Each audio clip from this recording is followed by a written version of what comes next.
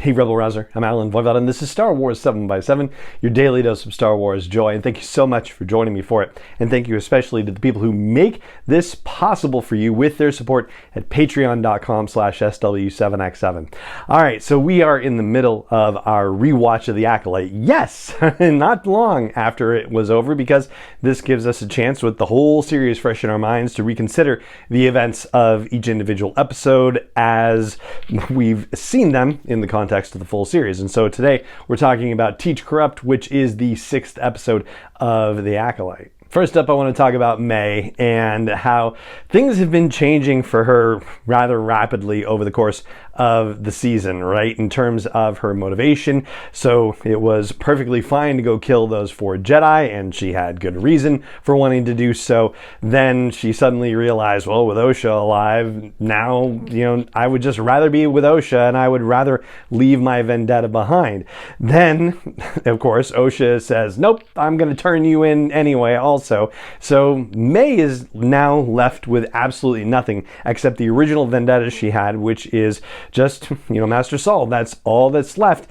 And yet she also finds herself in a precarious position because A, she's already taken on Master Saul again under as ideal of conditions for herself as possible and was not able to win against him. And B, she's now in much less desirable conditions with 1 knife, no other weapons available to her. So now she's kind of stuck and lost, and she knows that he wants to contact the High Council, and that's really her only play at this point. But unfortunately, Saul zaps her before she can reach out to the High Council and try and initiate that process for herself. And I will say it's a little weird in the end, because Saul, having captured May, says, I've thought about what I would say to you for 16 years if I ever had the opportunity, and now you're going to listen to what I had to say. And then it immediately goes into the retelling of the Brendok story, and really it's just some, additional details about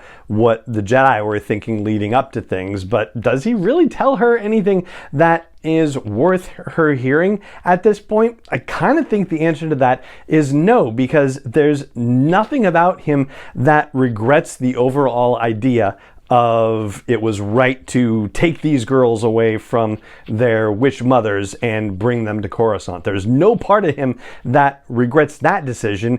The only thing that he, I think, particularly regrets is just how things unfolded.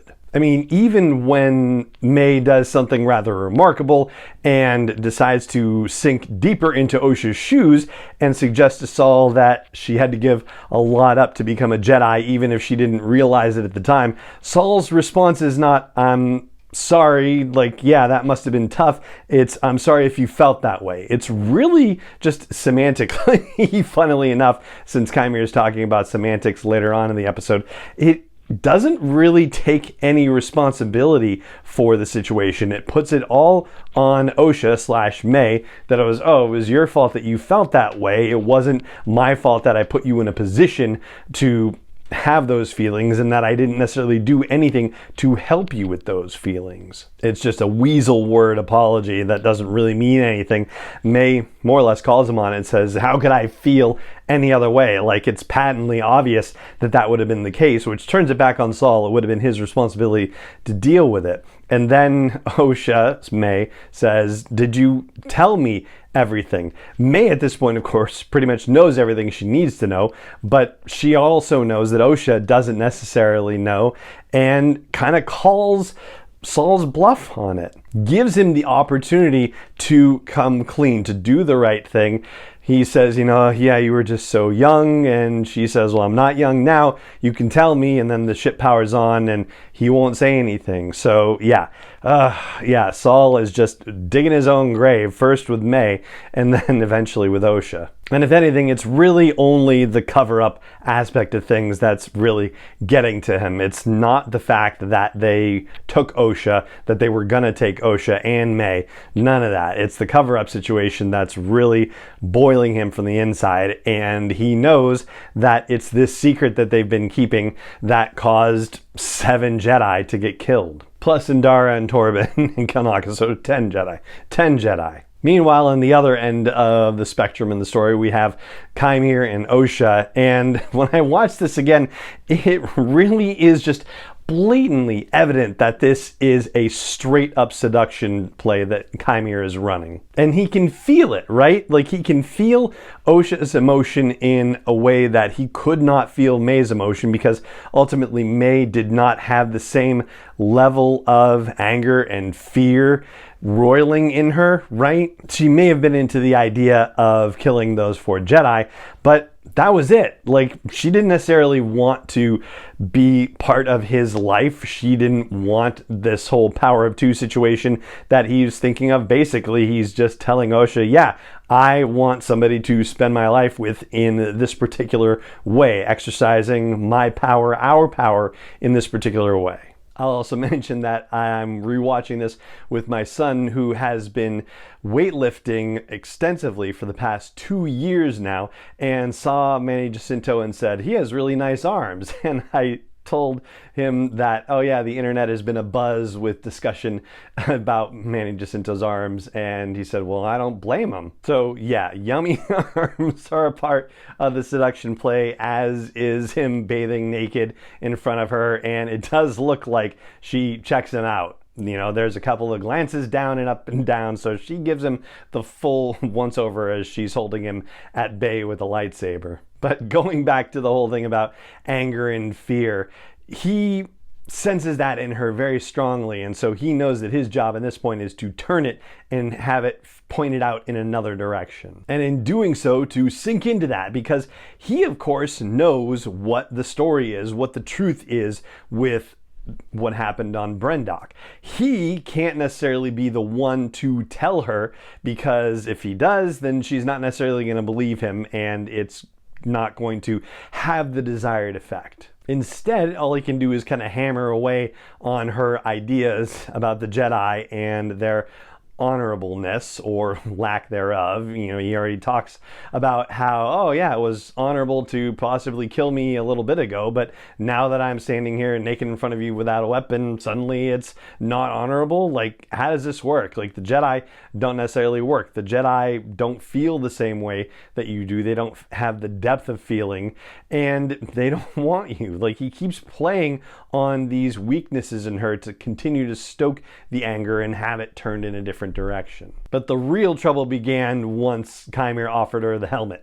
And if you're at all familiar with other Star Wars storytelling, particularly in the comics, you are familiar with the idea that, you know, a helmet could be a Sith artifact, it could be possessed. There's one by this guy Darth Momin, or Lord Momin, and it causes a lot of trouble for Lando Calrissian in the comics, and then is something that Sidious gets a hold of, and Vader ends up using it, putting it on somebody to help design Fortress Vader. It's this whole thing, basically. But ultimately, what you need to know is that if you've got a Sith Lord using a helmet, you probably don't want to put on the helmet, because bad things are going to happen. And the fact that it doesn't happen at the end of this episode was a little bit surprising, but then it made perfect sense that episode 8 opened up with the thing completely messing with Osha. And ultimately, what this probably means is that the helmet was a corrupting influence on Osha, right? It was, for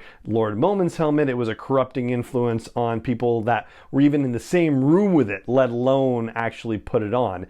And so the possibility of Osha taking steps down the path to the dark side of the Force became that much more plausible, easier, quicker. All of that stuff happened because she put that helmet on, basically, especially the way that we see her react to it and Qimir react to it in the 8th episode. So if you're wondering about her fall, how she actually got from the anger, from the fear, all the way to, you know, the end and bleeding a kyber crystal and killing Saul, well, that helmet probably greased the wheels in a significant way. And speaking of greasing the wheels, I also want to say that the story greases the wheels for the idea of Saul being blamed for everything that happened, with Vernestra's investigation and asking Mog what he thinks happened, and the decision is that a powerful Jedi has fallen, although, you know, the fighting style is erratic, so, you know, what's that about? And Vernestra is thinking already, oh, something to tip the scales. She suspects that there is something really bad at play here. However, the idea of a powerful Jedi falling, that gives plausible doubt to the idea of it being Master Saul who is to blame for the murder of all of these Jedi in Kofar. And the last thing I want to flag is that I think it's particularly funny that there are railings of any kind at Qimir's residence on this unknown planet, right? Like once you walk outside, like there's an actual, sort of staircase railing banister situation leading down to the rocks, and a balcony like railing. I mean, yeah, it is definitely humble and whatnot, but yeah, there's actual things to prevent you from falling off of the rocks. So that was kind of a surprise, but a welcome one to be sure. So that's what I've got to share with you in a deeper dive related to Teach Corrupt, which is the 6th episode of season 1 of The Acolyte, and that is going to do it for this episode of the podcast. If you enjoy the show, please help me help more people find out about it. You can do that by just telling people or telling algorithms, or even just helping me continue to produce this dose of Star Wars joy. And you can learn more about that at patreon.com/SW7X7. And it just remains for me to say thank you so much for joining me for this episode as always, and may the Force be with you wherever in the world you may be.